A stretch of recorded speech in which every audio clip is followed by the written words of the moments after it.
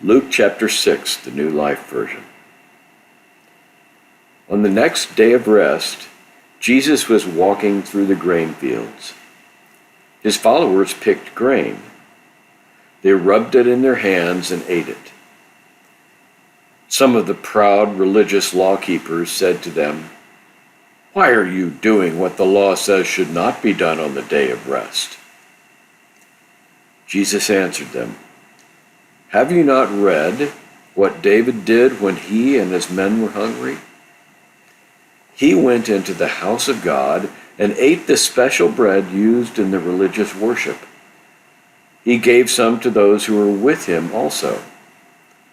The law says only religious leaders may eat that bread. The Son of Man is the Lord of the day of rest also." On another day of rest, Jesus went into the Jewish place of worship and taught.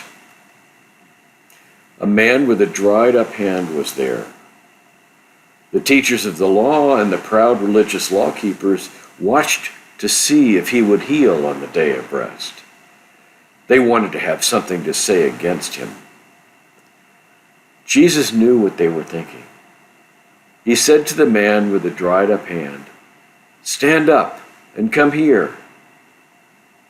The man stood up and went to Jesus. Then Jesus said to them, "I will ask you one thing. Does the law say to do good on the day of rest, or to do bad?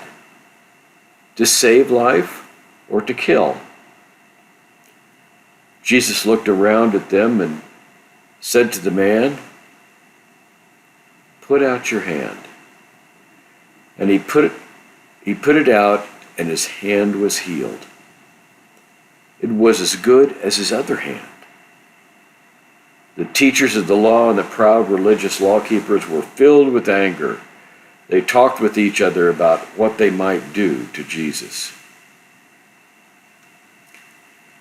One day, Jesus went up on a mountain to pray. He prayed all night to God. In the morning, he called his followers to him. He chose 12 of them and called them. There were Simon, who he also named Peter, and his brother Andrew. There were James and John, Philip and Bartholomew, Matthew and Thomas. There were James, the son of Alphaeus, and Simon the Canaanite. There were Judas, who was the brother of James, and Judas Iscariot, who would hand Jesus over to be killed. Then Jesus came down and stood on a plain with many of his followers. Many people came from the country of Judea and from Jerusalem and from the cities of Tyre and Sidon. They came to hear him and to be healed of their diseases. Those who were troubled with demons came and were healed. All the people tried to put their hands on Jesus. Power came from him, and he healed them all. He looked at his followers and said, "Those of you who are poor are happy, because the holy nation of God is yours. Those of you who are hungry now are happy, because you will be filled. Those of you who have sorrow now are happy, because you will laugh. You are happy when men hate you and do not want you around and put shame on you, because you trust in me. Be glad in that day. Be full of joy, for your reward is much in heaven. Their fathers did these things to the early preachers. It is bad for you who are rich. You are receiving all that you will get. It is bad for you who are full. You will be hungry. It is bad for you who laugh now.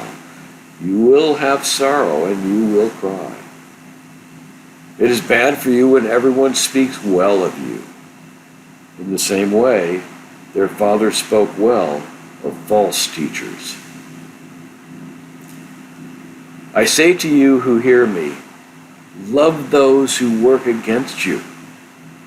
Do good to those who hate you. Respect and give thanks for those who try to bring bad to you. Pray for those who make it very hard for you. Whoever hits you on one side of the face, turn so he can hit the other side also. Whoever takes your coat, give him your shirt also. Give to any person who asks you for something. If a person takes something from you, do not ask for it back. Do for other people what you would like to have them do for you. If you love those who love you, what pay can you expect from that? Sinners also love those who love them. If you do good to those who do good to you, what pay can you expect from that? Sinners also do good to those who do good to them. If you let people use your things and expect to get something back, what pay can you expect from that? Even sinners let sinners use things and they expect to get something back. But love those who hate you. Do good to them. Let them use your things and do not expect something back. Your reward will be much. You will be the children of the Most High. He is kind to those who are not thankful and to those who are full of sin. You must have loving kindness just as your Father has loving kindness. Do not say what is wrong in other people's lives, then other people will not say what is wrong in your life. Do not say someone is guilty, then other people will not say you are guilty. Forgive other people, and other people will forgive you. Give, and it will be given to you. You will have more than enough. It can be pushed down and shaken together, and it will still run over as it is given to you. The way you give to others is the way you will receive in return. Jesus used a picture story as he spoke to them. He said, "Can one blind man lead another blind man? Will they not fall into the ditch together? The follower is not more important than his teacher, but everyone who learns well will be like his teacher."